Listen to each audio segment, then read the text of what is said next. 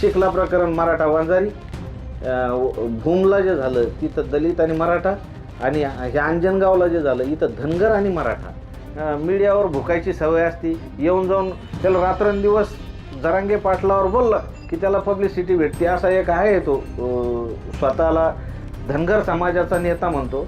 इथून पुढं मनोज जरांगे पाटील यांच्यावर खालच्या पातळीचं जर बोलला तर जसेच तसं उत्तर हे लक्ष्मण हाकेला मराठा समाज देईल. जे मोजणी करायला आलेले सरकारी अधिकारी होते त्यांच्यावर धावून गेला, त्यांची कॉलर पकडली, प्लस पोलिस त्या ठिकाणी संरक्षणात होते, पोलिसांच्या अंगावर गेला. मग सरकारी कामात अडथळा आणला म्हणून या लक्ष्मण हाकेवर 353ची कारवाई का केली नाही, त्याच्यावर 353ची कारवाई करण्यात यावी. स्मारकांवरनं जातीय तेढ निर्माण करायची आणि आपली पोळी बाजून घ्यायची असा उद्देश काही जणांचा असू शकतो. काय वाटतं? म्हणजे शिवरायांचं स्मारक उभारायचं, आता उभारणारा शिवभक्त त्याचा प्रामाणिक हेतू असेल, पण समोरच्याचा हेतू त्यामध्ये जात आडवी आणून जातीमध्ये भांडणं लावण्याचा प्रयत्न आहे. जसं चिखला प्रकरण मराठा वंजारी, भूमला जे झालं तिथं दलित आणि मराठा, आणि ह्या अंजनगावला जे झालं इथं धनगर आणि मराठा. म्हणजे आता पुढं मराठा समाजाच्या किंवा मराठा जातीच्या विरोधात वेगवेगळे एलिमेंट्स पेरणं आणि मग त्यांच्यात भांडणं लावणं आणि पुढं आपली पोळी वाजून घेणं असा काही लोकांचा अजेंडा आहे असं तुमचं मत आहे? इंग्रजांसारखी थेरी ना, म्हणजे फोडा तोडा आणि राजकारण करा हे इंग्रजांनी केलं होतं. आता हे सत्ताधारी लोक काय करायचे, अगोदर हिंदू मुस्लिम वाद लावायचे. हिंदू मुस्लिम वाद लागना झाला, आता मुस्लिमही हुशार झाले आणि हिंदूही हुशार झाले. मग आता यांनी काय केलं, मराठा दलित, मराठा ओबीसी, मराठा वंजारी, मराठा हे असे मराठा मुस्लिम असे वाद लावण्याचा प्रयत्न करीत. लोक सज्ञान झालेले, पण काही खंडोजी खोपड्याचे अवलादे आहेत की त्यांना मीडियावर भुकायची सवय असती, येऊन जाऊन त्याला रात्रंदिवस जरांगे पाटलावर बोलला की त्याला पब्लिसिटी भेटते. असा एक आहे तो स्वतःला धनगर समाजाचा नेता म्हणतो.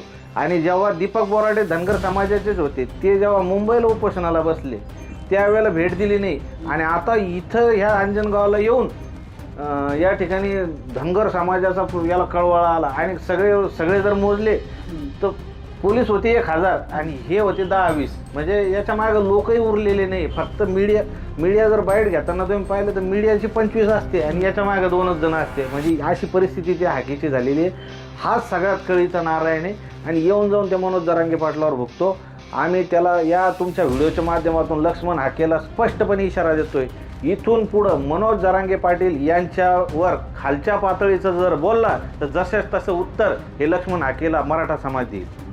आता नवीन एक अपडेट सध्या समोर येते की पडळकर झाले किंवा लक्ष्मण हाके झाले. हे लक्ष्मण हाकेंनी देखील त्या ठिकाणी खूप साऱ्या समाजविघातक गोष्टी केल्या असं काहींचं म्हणणं आहे. शिवाय त्यांनी अधिकारी लोकांना देखील त्यांच्या कॉलर पकडल्या, हे देखील बातम्यांमधनं प्रसिद्ध झालेलं आहे. तर अशा ठिकाणी लक्ष्मण हाकेंवरती गुन्हा दाखल होत नाही किंवा त्यांना अटक केली जात नाही, पण स्मारक उभारणाऱ्या बाळराजा आवारेंना अटक केलं जातं आणि त्यांना पोलीस कोठडीमध्ये ठेवलं जातं आणि त्यांना न्यायालयात देखील हजर करण्यात येत नाही असं त्यांचं समर्थकांचं म्हणणं आहे. यावरती तुमचं मत काय? कालच माझी मागणी होती, कालच मी मागणी केली होती की लक्ष्मण हाके, कालच माझी मागणी होती, लक्ष्मण हाकेने जे मोजणी करायला आलेले सरकारी अधिकारी होते त्यांच्यावर धावून गेला, त्यांची कॉलर, प्लस पोलिस त्या ठिकाणी संरक्षणात होते, पोलिसांच्या अंगावर गेला.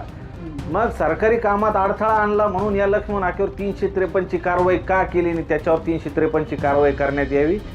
बाळराजा आवारेवर जर अनधिकृत स्मारक उभारलं नाही, त्याच्यावरती तुम्ही समाजामध्ये जे बोललात ते योग्य नाही अशी म्हणून कारवाई करण्यात आली. म्हणजे जर का माहिती घेण्याचा प्रयत्न आपण केला तर बाळराजा आवारेंनी ज्या शिवीगाळ केली होती हाकेंना आणि पडळकरांना, त्या शिवीगाळवरनं त्यांना अटक करण्यात आली असं चार्ज त्यांच्यावरती लावल्याची माहिती. त्यांनी काय शिवीगाळ केली मला माहीत नाही.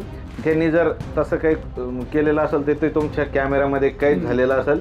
पण हा लक्ष्मण हाके जर म्हणतो शिवीगाळ केली, या लक्ष्मण हाकेचे जर सगळे व्हिडिओ पाहिले तर खालच्या पातळीला मनोज जरांगे पाटील यांच्या विरोधात बोललेला आहे. आम्ही पण लक्ष्मण हाकेवर तसेच गुन्हे दाखल करायला तयार झालेलो होतो. बाळराजा आवारे यांच्याकडून जर चुकून काही शब्द गेले असेल तर त्याचं स्पष्टीकरण ते देतील, त्यांनी त्याची माफी मागावी.